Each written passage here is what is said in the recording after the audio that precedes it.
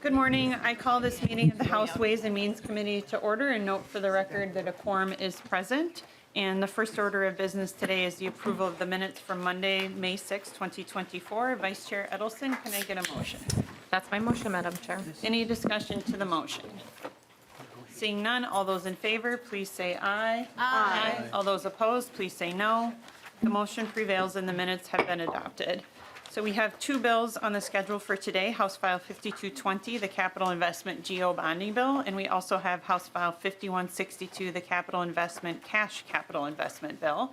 And so what we're going to do is have opening words from Chair Lee, and then we'll walk through the spreadsheet that will include both, the spreadsheet for both House File 5220 and 5162. And so we'll do that, and then we'll have discussion to each bill separately and move them separately. So welcome to the committee. Representative Lee, please describe your bills.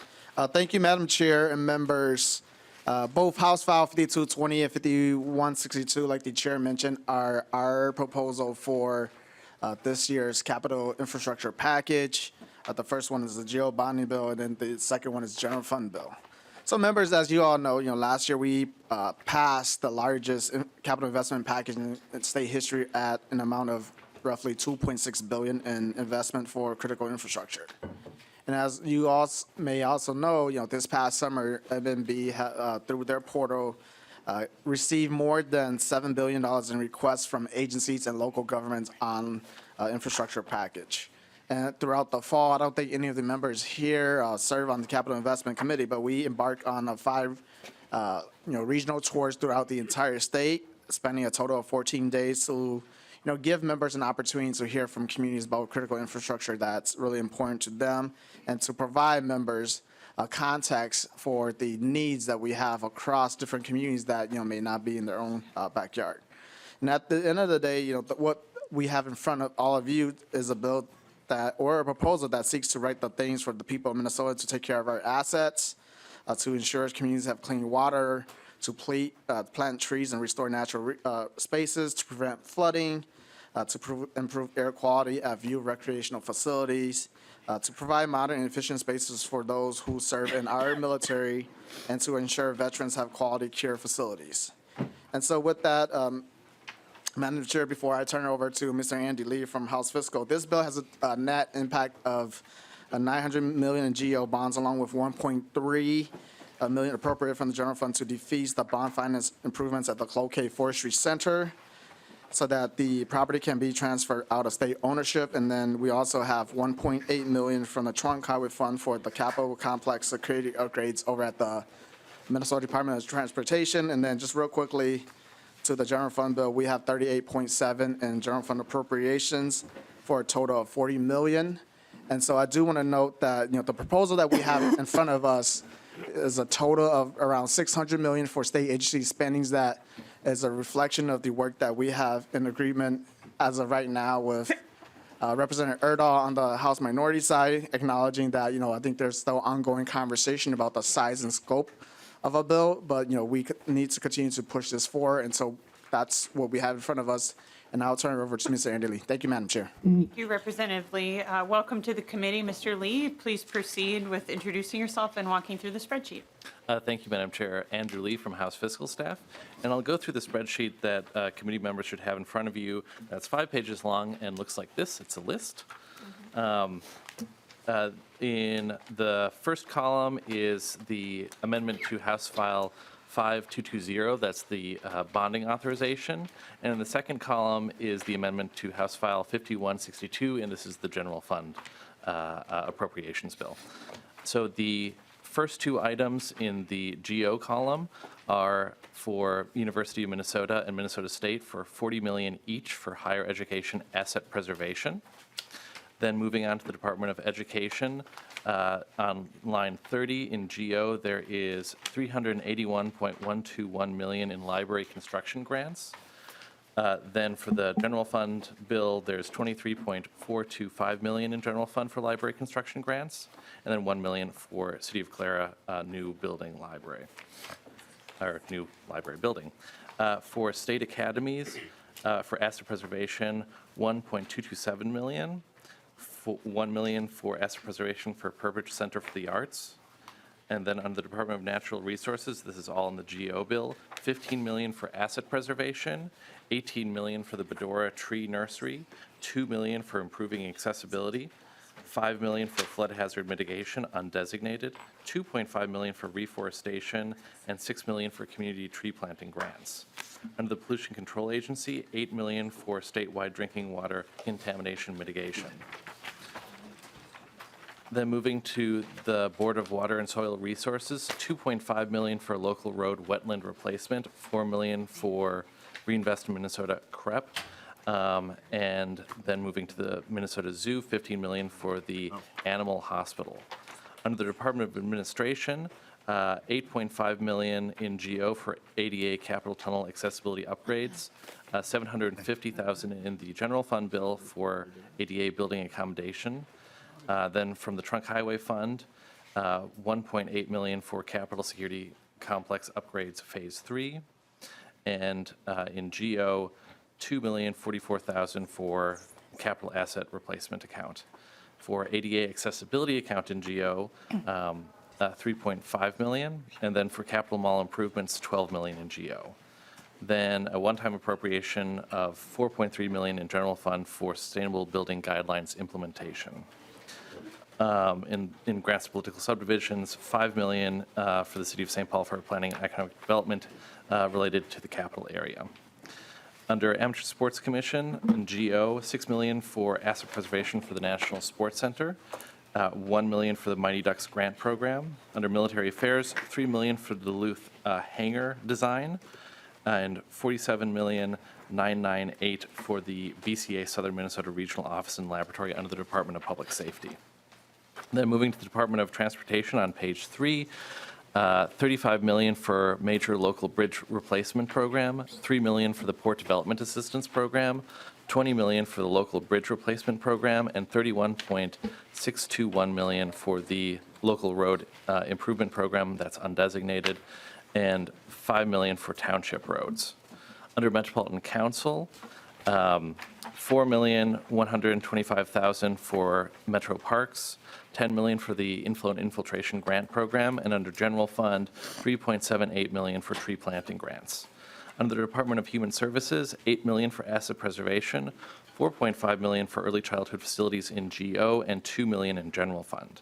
For Veterans Affairs, $9 million for asset preservation, and $16.045 million for the Minneapolis Veterans Home Building 16. Under Department of Corrections, $40 million for asset preservation in GO, and $3.906 million for General Fund. Then for Rush City, $46.585 million for that expansion. On the fourth page, under Department of Employment and Economic Development, $2 million for the TED program, Transportation Economic Development, $2 million for Greater Minnesota Business Development Public Infrastructure Grant Program, and $1 million in General Fund for a grant for capital mall improvements. Under the Public Facilities Authority, $39 million for federal matching, and then for the WIF program, $35.484 million for the water infrastructure program, half of which is for drinking water grants and half of which is for clean water grants, which is wastewater. Then for the point source implementation program, $18.527 million for that, and $7 million for the emerging contaminants grant program. Under Housing Finance Authority, $10 million for the Greater Minnesota, for public housing rehabilitation, and $4.5 million for the Greater Minnesota Housing Infrastructure Program Co-op manufactured homes. Under Historical Society, $5.588 million for historic sites asset preservation, and $1 million for county and local preservation grants.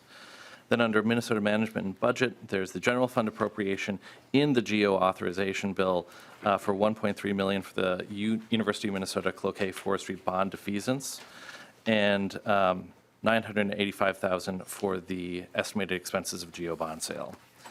Then on the fifth page, you can see the totals. And you can see the grand totals on line 420 for both bills. And then I'll note cancellations for GO, and this was the 2024 cancellation report that you can see on line 424, largely the number of miscellaneous items from previous authorizations. And then on line 425, a specific cancellation for the 2023 Behavioral Health Crisis Center in Duluth. So you can see the net GEO impact on line 430 is just under $980 million. That's the net GEO bond authorization. And then you can see two cancellations for general fund on line 432 and 436.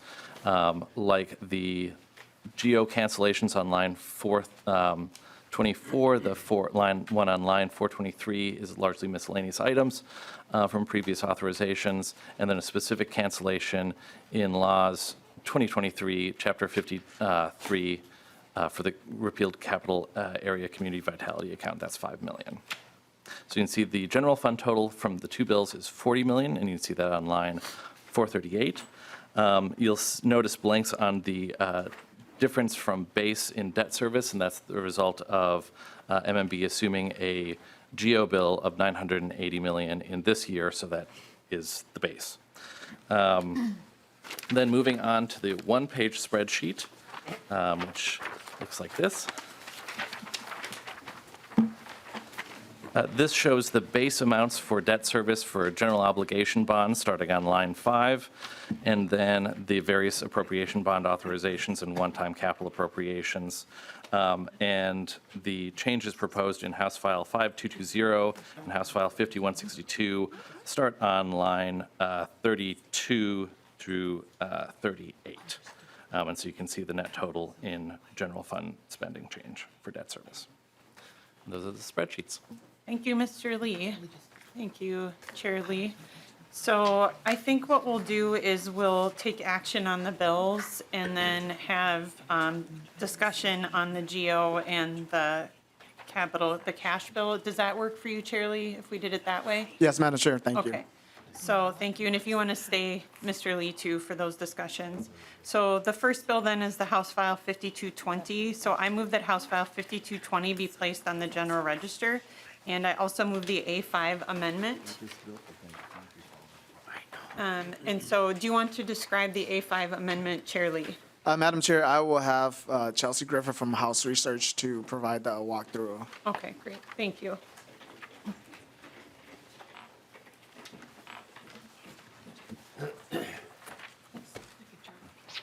Good morning. Welcome to the committee. Please introduce yourself and proceed with describing the A5 amendment. Thank you, Madam Chair and members. For the record, my name is Chelsea Griffin, and I'm with House Research. So I'll be walking you through the amendment coded H5220A5. My plan was to focus the walkthrough on the Article 2 provisions, since most of the amendment language for Article 1 was already reflected in Mr. Lee's walkthrough, if that's okay. That sounds great. Thank you. Okay. Please proceed. So the Article 2 miscellaneous changes actually begin all the way on page 6. So if you go to page 6, lines 7 through 9, these are changes to the new DNR community tree planting grant program. It makes a technical change to the supplemental demographic index score language. Lines 6.10 to 6.16 are changes to the Pollution Control Agency statewide drinking water contamination mitigation program. This also makes changes to the supplemental demographic index score language, and it addresses how money that would be recovered in a civil action would be treated. And then page 6, line 17, that instruction deletes the secondary sources of drinking water program, which is not funded in the bill. Lines 6.18 to 6.20 make changes to the supplemental demographic index score, but that's contained in the Public Facilities Authority Emerging Contaminants Grant Program.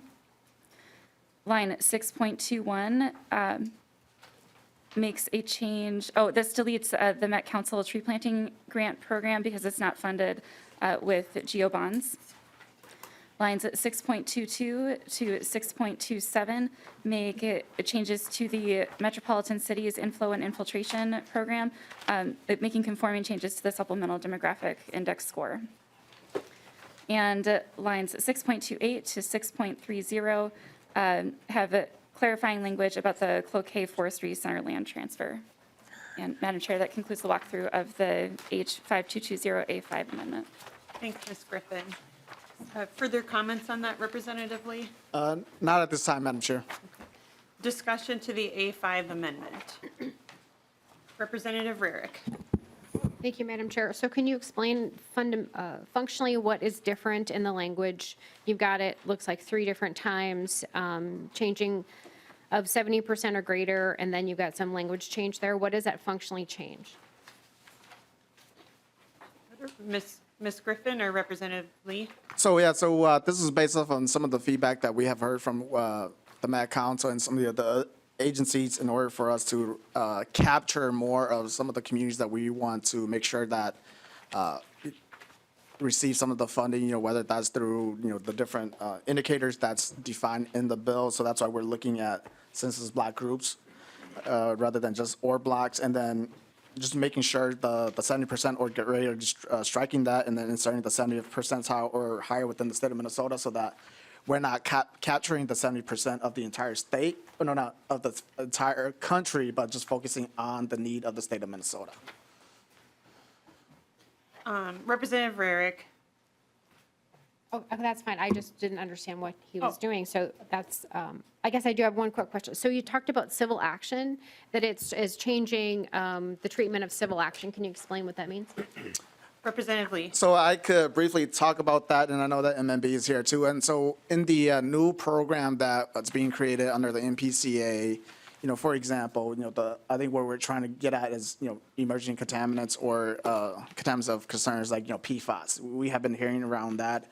And one example that I could use that kind of get to this issue is the city of Hastings. Right now, they have a need of over, I think, $70 million in water treatment requests, and then they're working with the MPCA to see if there's a responsible party that could be attributed to why there's PFAS in the city of Hastings. And so in the event that, let's say, we fund water infrastructure for the city of Hastings in the future, if the MPCA in the state of Minnesota is able to, through civil action, recover some funds from the responsible party, then what my proposal is saying is that we're recovering, the money that's recovered will have to come back into the new program that we're creating.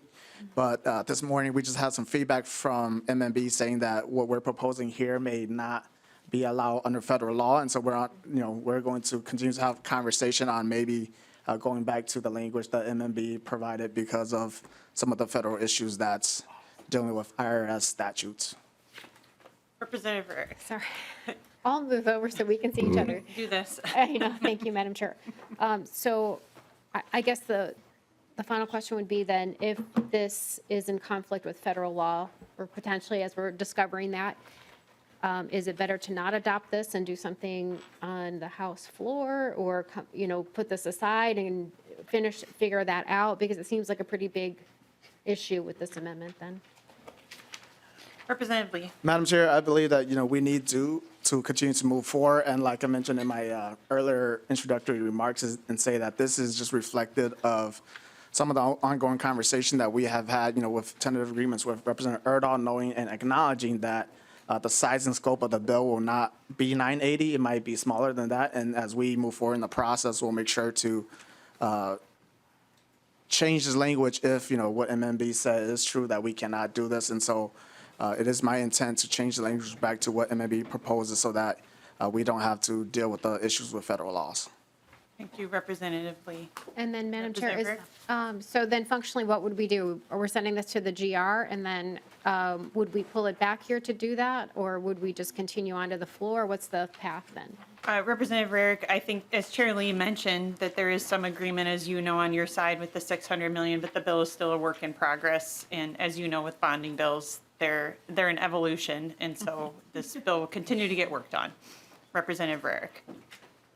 Yes, I understand that part, Madam Chair. I'm just wondering, are we going to be, you had made a motion to move this to the GR, so are we going to continue to do that and then make those changes on the House floor as a big amendment for over $300 million of changes?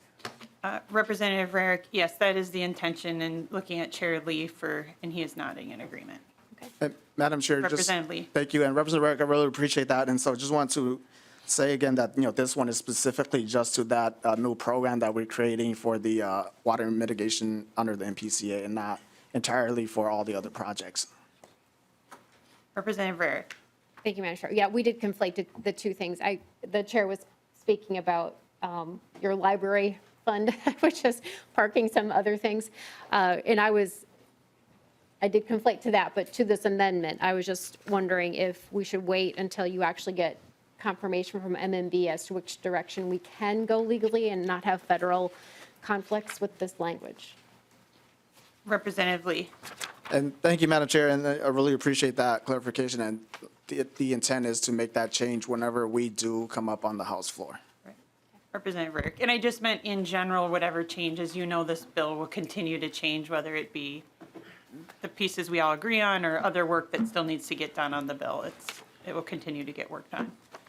Further discussion to the A5 amendment. Seeing none, all those in favor, please say aye. Aye. All those opposed, please say no. No. The motion prevails and the A5 amendment has been adopted. So to the bill as amended, discussion. Representative Rarick. Thank you, Madam Chair. Just generally, so you've got 40 million in HEAPR and 40 million in HEAPR for the two big systems, so for Min State and the University of Minnesota. And obviously, being on the higher ed committee, I know that their asks were 500 million and 500 million and so we're doing 40 of 500. Have they made any indication as to if we're going from 500 million to 40 million, how they would use the now much smaller amount? And is this still a work in progress, or is this what we'll see on the House floor in that area? Representative Lee. Thank you, Madam Chair and members, and thank you for the questions. I would just say and acknowledge that, when we were working off of a 980 proposal, the amounts were a little significantly higher, but as we continue to move down because of the interest to not spend as much NGO or bonds, that we had to make decisions to make cuts. So that's why we're at 40 million for each system. They have said publicly and, in meetings with me too, that this is not going to be able to address some of the needs that they have on their campus. And I think this is a decision that we have to make because of the decision to move down on spending amounts. And as we have seen, in the past, the two systems, when we request them, can you provide us a list of, if we were to give you a certain amount, which asset preservation projects can you do? And they have done so. I don't have that in front of me today, but I'm sure that if we ask of the systems, they can provide that for all of us. Representative Rarick. Thank you, Madam Chair. Yep, no, I've seen those lists. They're very detailed and expansive. I just was curious as to what they had mentioned to you as to what they would use the 40 million for, but I guess we'll talk about that on the House floor. Okay, and so on page 2 of the spreadsheet, you've got the BCA building in southern Minnesota. Do you know, or do you have in front of you, what was their total ask? I'm trying to remember what their ask was versus what we're able to fund. Representative Lee. Thank you, Madam Chair. Representative Rick, if you're talking about the total Department of Public Safety ask, I don't have that in front of me, but I'm sure that Mr. Andy Lee, if we give him a couple of minutes, he will be able to provide that total amount. Representative Rarick. Thank you, Madam Chair. Just to clarify, I just meant the one project. I know that the BCA alone has multiple projects, and this is one of their projects. I just don't have that number ready in my head as to what this project was. I know a little bit more about the project up in Bemidji, because that's where I'm from, and I got to tour that. So I just don't know this number and how close we are to actually getting this shovels in the ground and moving forward. Representative Lee. Thank you, Madam Chair, and thank you for that clarification. So the amount listed here is the amount that's being requested from the BCA for this project. Okay. Representative Rarick. Thank you. So then the last question I'll ask, and I'll turn it over to my colleagues, is the Department of Corrections section on page 3. And I know that their deferred maintenance for the whole correction system, so there are 11 prisons, it is 729 million is their deferred maintenance. And so we're giving them, it's a little bit worse than the Mid-State system or the University of Minnesota system, where they asked for 500, we're giving them 40. But here, I know that their deferred maintenance is 729 million, and we're giving them 40 million. Same kind of question, do you know how they would prioritize and where that money would be spent? Is it like St. Cloud or Stillwater, or like those are the two oldest and most in need, or? Representative Lee. Thank you, Madam Chair, and Representative Rarick. I think to that point, I would defer to Department of Corrections. If members would like that, we could make sure to request that information so that at whatever level we decide to put in for them, whether that's continuing to stay at 40, going up or down, that members have an idea where the funding will be used. Thank you, Representative Lee.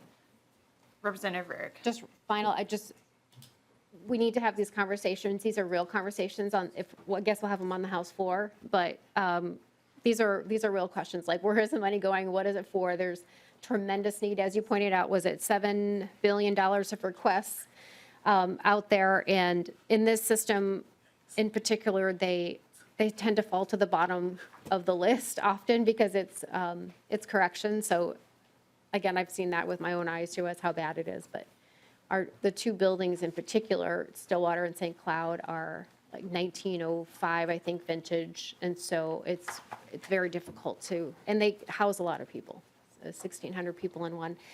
Anyway, I will let that be. I just want to know if we can discuss that here, but we don't have that information, Madam Chair, so that'll be on the floor. Thank you. Great. And we'll see, I think Representative Lee would also say he'd be happy to make sure we get this to members offline as well, too, as things progress. Further discussion. Representative Pinto. Thanks, Chair. And yeah, this is actually just a follow-up on that. One of the comments during the public safety debate yesterday, I think from Representative Novotny, was about the need in this area of corrections. And it seems like it's a longer-term thing. So, Chair Lee is balancing so many different needs this year. But I guess I'd be interested as well in terms of whatever funding we are able to dedicate, how that'd be used. But then I guess just this opportunity to highlight for the longer term, I think, again, beyond this year, to make some progress. I know that Representative Finke in our caucus has a particular interest in that, and others as well, because there really is a long-term need to address needs and corrections. So I guess just agreeing that for this particular, knowing where this funding would go this year will be interesting. I'll be interested to hear from that from the DOC. Thanks, Chair. Pinto. Representative Petersburg. Thank you, Madam Chair, and I just have very minor questions. One is one that Representative Rarick asked, and my understanding is that this is the last time we'll see this bill in this committee before it goes to the floor and amendments, correct? And I have one small question for this bill and one for the next one. The question for this one is, is there some place, or do we know the cap of what is available for GO bond for this biennium? Representative Lee. Thank you, Madam Chair, and I'll have Mr. Lee talk about that. When we received the forecast earlier this year, the cap for us with regards to some of our debt management guideline is $980 million for GO. Representative Petersburg. Thank you. And if Mr. Lee says it's the same thing, nods his head, that's just fine. Mr. Lee. Madam Chair and Representative Petersburg, yes, MMB estimates the maximum additional GO authorization for this year would be $980 million in GO. Thank you. Thank you, Representative Petersburg. Further discussion, Representative Joachim. Thank you, Chair Olson. And Chair Lee, I just want to thank you for the work that all of your colleagues on the Capital Investment Committee have done.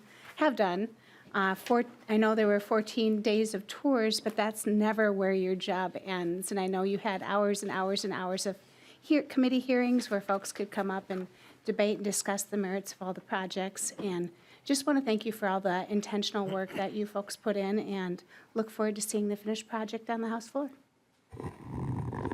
Representative Lilly. Thank you, Madam Chair, and thank you, Chair Lee. Been lucky to be on your committee and travel the state and see pretty much everybody's around the whole table's districts, and it's amazing the hard work that you put into it, Mr. Chair, and your staff, and partisan and nonpartisan. But maybe I just want to say I think it'd be good for the committee to know the number of requests, like the total requests versus how much you're able to fund even with the 980. And quite honestly, dropping it down to 600 is ridiculous a little bit, knowing that our state could have we have a much higher capacity. So maybe if you could answer the question of how many requests you have, but really it was great to see everybody's districts, and even people you surprised might have even voted against the bill were asking for bonding projects. But again, thank you for all your hard work, but maybe you could just tell the committee what the actual request number versus what we're able to do at this point. Thank you. Thank you, Representative Lilly. Representative Lee. Thank you, Madam Chair, and thank you, Representative Lilly, for that. As I mentioned in my opening remarks, I think just the total that we received over the summer, or the state received, was around 7.6 billion, acknowledging that there are communities and entities out there that are making requests outside of that. And so I think that the number, the official number that we have received in the system is around 7.6, but there are more requests coming than what was included in there. Thank you. That's it, Madam Chair. Thank you. I think if you look at, Madam Chair, if you look at bill introductions, I think, as the chair said, that people are still introducing bills, so we're probably pushing 10 billion. Thank you, Representative Lilly. Never be enough. Further discussion to the bill. Lead Gruffalo. Thank you, Madam Chair. And first of all, Mr. Lee, I want to thank you for the one-page summary you provide on debt service obligations. It's a very, I think people get focused on GO, and they kind of look beyond all the other things we do with appropriation bonds and elsewhere. So thank you for providing that sheet, and I hope you continue to do that in the future. Representative Lee, good to see you. First of all, let me apologize for what's going to happen to you and your bill next week on the floor. I just want to say I'm sorry about that. I wish that other factors were at play, and that your work would be resulting in your bill in some form becoming law. Last year, we passed the largest capital investment and bonding package in state history. What was that amount of just the GO bonding last year?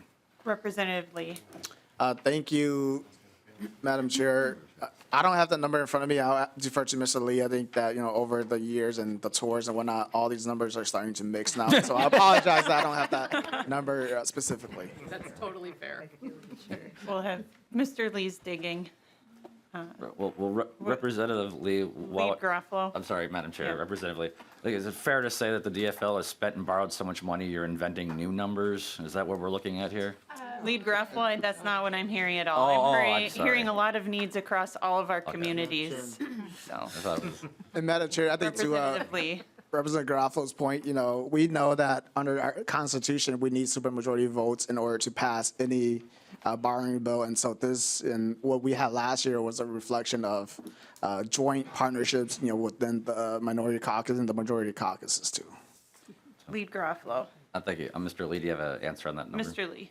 Madam Chair and Representative Garofalo, in the 2023 bonding bill, there was 1.517 billion in GO authorization, and then an additional general fund spending of 1.275 million. Not all of that is related to capital investment, but it was part of those two bills. So the total, and about 45 million in user financing. So the total in the two capital investment bills last year was 2.838 billion. Lead Gruffalo. Thank you, Madam Chair, and either Representative Lee or to the chairman, as we look at our planning sheet here, we see that debt service costs are scheduled to increase by 19% in this biennium to the next biennium. For either the chair or for the author, do you believe that's sustainable? So it can go to the chair. It can also go to our House Fiscal to talk about how we do debt forecasting as it relates to our bonding bill and our capacity, which Chair Lee touched on. But we could certainly have Mr. Lee or Representative Lee, however you want to handle that around debt service forecasting. Madam Chair, I think Mr. Lee needs to change his name. This is too confusing. Chair Lee. So we'll go to Chair Lee first. Thank you, Madam Chair. I will just make a quick comment and then maybe defer to House Fiscal to talk through how we go about forecasting and whatnot. And for all of us, we we're here, we have to make policy decisions. And I think just to the point that Representative Lilly made earlier, there's over $7.6 billion in requests. And whether we take action at the state or not, those needs are real and those needs will remain. And what we're proposing to do is to make sure that we address some of the critical infrastructure needs that we have across the state. And, let's say that we don't get anything done, to your point, Representative Garofalo, then, I think that that's a detriment to all Minnesotans because we have an opportunity now to start making a dent towards the overall needs that we have for our infrastructure. Lead Garofalo. Thank you, Madam Chair. And again, to the chair or either the author of the bill, the question was about the 19% increase in debt service. And I'm familiar with how the bonds are let. They're not immediately all released at once. We're seeing a 19% increase in principal and interest payments. I mean, do you guys think that's sustainable? I mean, do you think you can keep doing that? Representative Lee. Thank you, Madam Chair, and Representative Garofalo. I think this is why we have the debt management guidelines over at the Minnesota Management and Budget, and we are within the guidelines that has set forth, and we continue to have great AAA credit ratings. And so I think that we are working within the means of what we can do here at the state of Minnesota. Thank you. Lead Garofalo. Thank you, Madam Chair. So I think the answer to that question is, from your perspective, it's yes, that's okay, that we can continue that. I would disagree with that, but I don't want to finish on a negative comment, Representative Lee, so let me just tell you that I really like your tie, but I'll be voting no on your bill today. Thank you. Further discussion on the bill. Seeing none, I'll go to Representative Lee for final word on House File 5220. Thank you, Madam Chair and members. I encourage your support as we continue to move forward with this proposal. And I hope that, the bill that when we have in front of all of you will be reflective of priorities of, all branches of government. And just for the record, I think the amounts that we have in library construction grants, those are just placeholders right now for one, for local projects, and then for two, just the funding that we will not be spending should we go down to a lower amount. And so that's what's in there for the library construction grants. Thank you. Thank you, Representative Lee, and thank you for all your work and being incredibly deliberate about making sure we're smart and responsible about leaving things in good hands with keeping our AAA bond rating and putting together a bill and doing it in circumstances. And I think Representative Rarick did a great job highlighting the requests and the needs across the state, and you're trying to balance all of those demands as highlighted. We appreciate all your work on that. And so I renew my motion that House File 5220 as amended be placed on the general register. All those in favor, please say aye. Aye. All those opposed, please say no. No. The motion prevails and House File 5220 as amended has been placed on the general register. So our next bill is House File 5162, which is the General Fund Cash Capital Investment Bill, which we had the spreadsheet walk through already. So I move that House File 5162 be placed on the general register, and we have an amendment. So I also move the A5 amendment. Representative Lee or Ms. Griffin to the A5 amendment. Thank you, Madam Chair. I would defer to Chelsea Griffin to help walk us through the amendment. Welcome back, Ms. Griffin. If you wouldn't mind, please explaining the A5 amendment. Thank you, Madam Chair and members. Again, for the record, Chelsea Griffin with House Research. I plan to do the same thing for this walkthrough with this amendment as I did with the bonding bill amendment, to focus the walkthrough on the Article 2 provisions, as the Article 1 appropriations were already covered by Mr. Lee. So the Article 2 amendment changes to the amendment coded H5162A5 that began on line 2.4. Lines at 2.4 to 2.8 add language that relates to the capital project preservation accounts section. This actually adds a requirement for the capital budget submissions for political subdivisions to identify if they have a capital improvement plan process that meets criteria for exemption under the capital project preservation account section. Lines at 2.9 to 2.21 are changes to the sustainable building guidelines section, and these are changes that came from the Department of Administration. Lines 2.22 to 3.20 are changes to the capital project preservation accounts section. It adds a definition of capital project grant agreement. It replaces the term replacement with preservation for the naming of the program and the fund.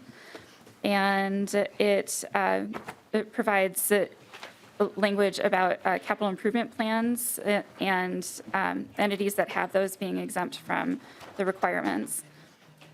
It also states that failure of a grantee to comply with the requirements of the section shall not be an event of default under the capital project grant agreement. The instruction on line 3.21 deletes the secondary sources of drinking water program, which is not funded in the bill. Lines 3.22 to 4.2 make changes to the Metropolitan Council Community Tree Planting Grants Program. It adds a definition of metropolitan area. It provides that owners of private property in the metropolitan area could be eligible grantees, and it makes changes to the supplemental demographic index score language. Lines 4.3 to 4.7 extend an appropriation from 2023 to implement the updated capital mall design framework. And the repealer on lines 4.8 to 4.9 repeals language that established and appropriated money to the community vitality account. And Madam Chair, that concludes the walkthrough of the amendment. Thank you, Ms. Griffin. Discussion to the A5 amendment. Representative Rarick. Thank you, Madam Chair. I'm wondering if you could explain just a little bit again on lines 2.9 through 2.21, what exactly the language accomplishes. Ms. Griffin. Madam Chair, these are technical corrections. I'll go over the more substantive points here. Let me get the language of the bill out too. So the instruction on line 2.9 just is a technical correction, adding these so that the sentence works well. The instruction on line 2.10 to 2.11 amends the definition of project. The instruction, that also applies to the instruction on 2.21. The instruction on line 2.14, that deletes the requirement that the guidelines would apply to projects that receive an appropriation from the general fund, so that would no longer be an instance where the guidelines would apply. The instruction on lines 2.15 to 2.16 provide clarifying language about the role of the Center for Sustainable Building Research. And the instruction on line 2.17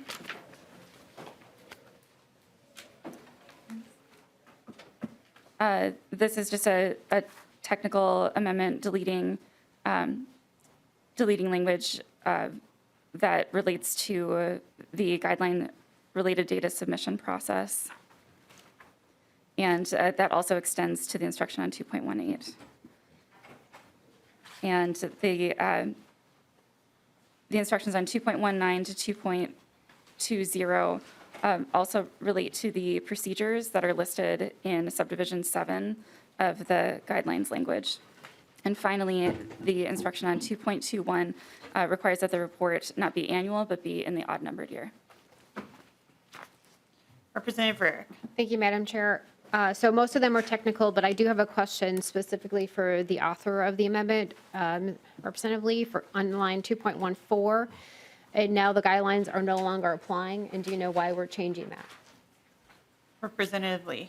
2.14, so thank you for the question, Representative Rick. So this is a provision that Representative Ryer worked on, and I will have Representative Ryer follow up with you, but I think just to the overall around just that provision around the sustainable building guidelines, just kind of the history for all of you so that you kind of understand where we got to this part where I believe last biennium we had the Office of the Legislative Auditor do a report on the program just to see if we have any compliance with that.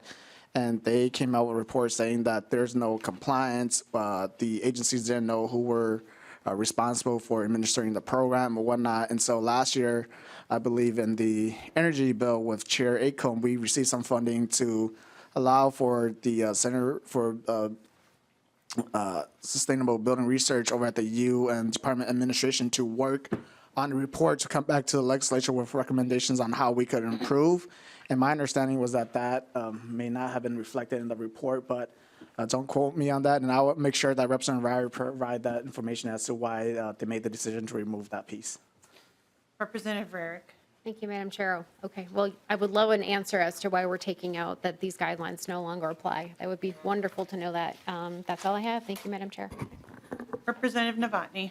Thank you, Madam Chair. For the author of the amendment, page 4, lines 4, talking about the Capitol Mall design. What are we trying to accomplish with that amendment? Representative Lee. Thank you, Madam Chair and members. So this is to extend the timeframe for them to be able to use the funding that was included in the 2023 chapter law. Representative Novotny. Thank you, Madam Chair. Representative Lee, and how much was that in the 2023? Representative Lee. Madam Chair, let me check. And I think I can defer to Chair Cleavorn, who I believe was the author of that finance bill. Representative Cleavorn. Thank you very much, and thank you, Representative Novotny, for the question. Pertaining specifically to 4.4 to 4.7, when we originally wrote the provision for the $5 million expenditure, we said it had to be used by by December 30th, 2024. What we discovered is that it's not possible to do the implementation within that time frame. So we are allowing the appropriation to go to the end of the fiscal year. And that gives them the 6 months that they need to plant the trees and make sure that they survive. Thank you. Representative Novotny. Thank you, Madam Chair. That'll be all. Further discussion to the A5 amendment. Seeing none, all those in favor, please say aye. Aye. All those opposed, please say no. No. The motion prevails and the A5 amendment has been adopted. Discussion to the bill as amended. Representative Petersburg. Thank you, Madam Chair. And I just have a quick question on page 2 of the financial spreadsheet in regards to line 125 that says Sustainable Building Guidelines Implementation. What guidelines are we implementing there? I mean, if we can just give me a general view of what those are and what it impacts. Representative Lee. Thank you, Madam Chair. Representative, that's a good question. And so that will be to the the language that we have in Article 2 of the bill right now. And like I mentioned before in my previous remarks, that covers some of the recommendations from the report that was done earlier this year. And if members want, we can make sure to send that report out to members of the committee so that you have that in front of you as to why we went this route. Representative Petersburg. Thank you, Madam Chair. So, Mr. Lee, Chair Lee, let's get this right here. Does that have anything to do with the palace that's being built across the way, or is this completely separate? Representative Lee. Thank you, Madam Chair. Representative, maybe I'm not capturing the questions. Can you rephrase that for me, please? Representative Petersburg. Well, when we talk about building guidelines and sustainability, it usually refers to the sustainability of the buildings going up and going forward, those that are in existence as well. And so I'm inquiring as to what's there. And the reason why I asked that is in the previous bill, we had $8 million put in for accessibility for the tunnel system, which I would have thought would have been part of the original project, which is being funded by an entirely different funding mechanism. And I'm just wanting to get a handle on, are we supplanting other things that are being done with the building going across the street that should have been done with that particular funding mechanism, and whether or not we're paying for that here. So I'm just wanting to know whether or not any of these sustainable building guidelines are going to be implemented or involved with that. And if not, that's fine. I just am curious. Representative Lee. Thank you, Chair Olson, and thank you, Representative, for the clarification. I don't have the answer in front of me, but I could check with the Department of Administration to get a response back on if this applies for that. Thank you. Further discussion to the bill as amended. Representative Rarick. Oh, Sorry. yep, you're good. Thank you.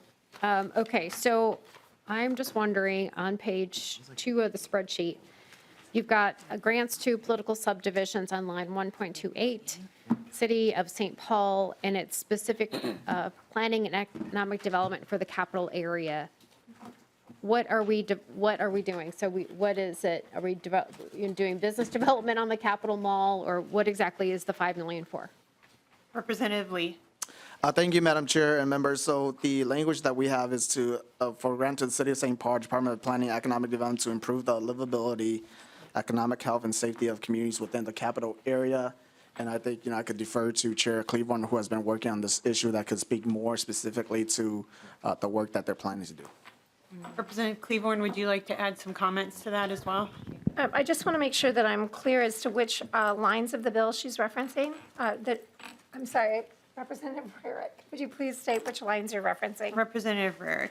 Thank you, Madam Chair. I would be happy to. So I'm on the spreadsheet, the 5-page spreadsheet, page 2, specifically Okay. line 1.25, 1.28, City of St. Paul Planning and Economic Development for the capital area, $5 million. Representative Cleveland. Thank you very much. And I appreciate your asking for the clarification. In the state government bill, we referred to this as the capital area vitality account. And this is making sure that in listening to the conversation on the floor during the debate for the state and local government bill, we heard some concerns. So this moves all of the assets that are in the state government bill for the use for the community vitality account to the City of St. Paul. And the City of St. Paul, it makes it very clear that they would be working in conjunction with the CAP board. So the CAP board would still be involved, but the City of St. Paul would have the vetting process so that we're sure how that is going to be done. And this is to improve community safety, allow it for technical assistance. It would be for micro grants, small grants, medium-sized grants, and to make sure that the initiatives that the community is bringing forward to improve the community for safety, maybe bringing in a grocery store and repairing the items that are in disrepair in the neighborhood, that all of those grants would be used within the guidelines of the Economic Development Department of the City of St. Paul. And you will see a cancellation for the money that was in the state government bill back on line 436 of the spreadsheet. So it's not additional money, it's in lieu of money. Representative Rarick. Thank you. Thank you. So just one clarification. So it says capital area, is that Capitol Mall or is that a surrounding area?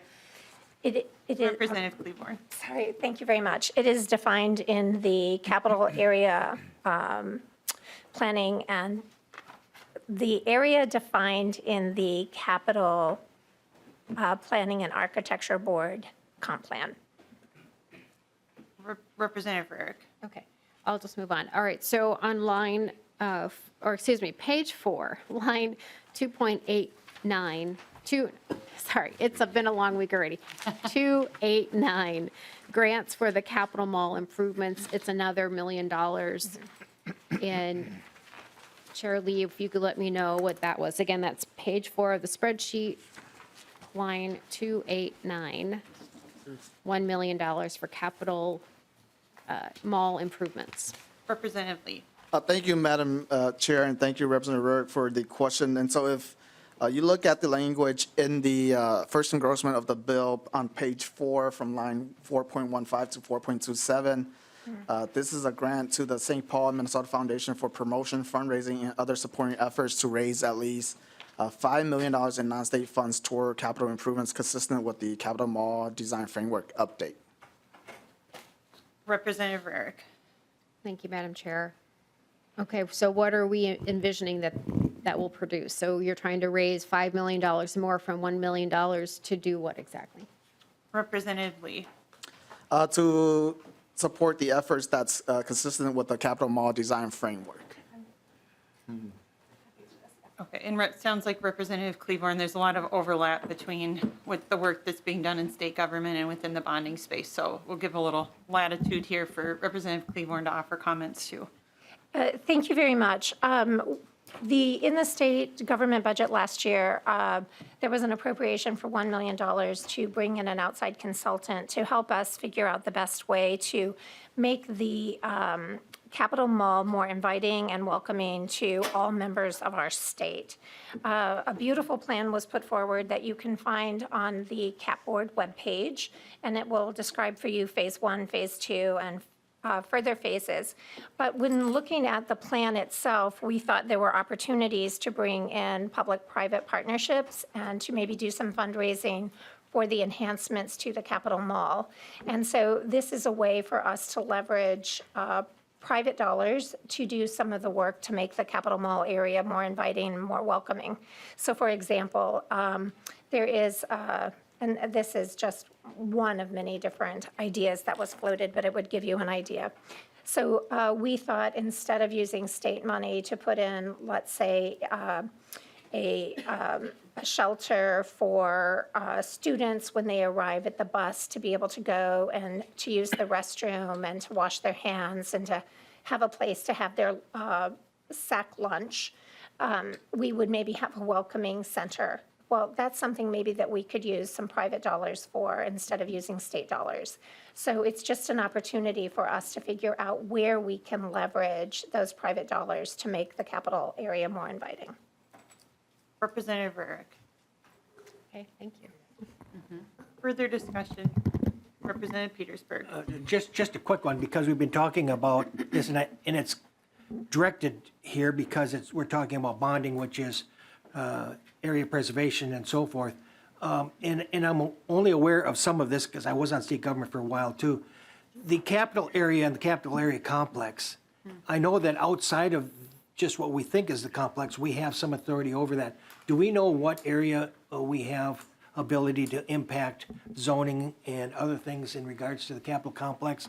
Or is it only within the confines of what we see on a map? Does anybody know that I question? think it looks like Representative Cleaborn can speak to that a little bit. Thank you, Madam Chair, and thank you for the question. I would encourage everyone to go to the CAP Board webpage, and they can see the entire map and the zoning area that the CAP Board has jurisdiction over, which is considered to be the capital area. And there it will show you the entire capital area districts. It will show you what mall, memorials and monuments, what state buildings, the Capitol building itself. And then also you can see the entire comp plan and read it for yourselves. It's a fascinating document, and I was really excited to read it myself. Thank you. Representative Petersburg. Thank you, and that's helpful. I don't have my computer here, and I think it's important here. Do we have a general, is it a radius? Is it more than a few blocks outside of the area? If we could help put on record, that would be helpful. We'll do that with Representative Cleaborn, and then we're kind of going far afield a little bit here, but that's okay. Representative, yeah, no, that's fine, Representative Petersburg, totally understand. Representative Cleaborn. Thank you very much. It is divided into 4 major districts. District A is considered the Capitol Rice District. District B is considered Capitol Heights. District C is the Fitzgerald Park area, and then the last one is the Capitol area complex itself. Thank you. Yep, thank you. Representative Novotny. I believe Representative Cleaborn just covered it greatly. Great. Further discussion to the bill as amended. Seeing no further discussion, to your bill as amended, Representative Lee. Thank you, Madam Chair and members, for the robust discussion. And I do want to note that, we do have some state agencies here or they're listening in, and, for any of the items that pertain to them, I'll make sure that our committee staff reach out to them for that information, and we could disperse that to the committee members here and so that we could have that information that you have requested. Thank you, Madam Chair. Thank you, Representative Lee, for all your work, and I renew my motion that House File 5162 as amended be placed on the general register. All those in favor, please say aye. Aye. All those opposed, please say no. No. The motion prevails and House File 5162 as amended has been placed on the general register.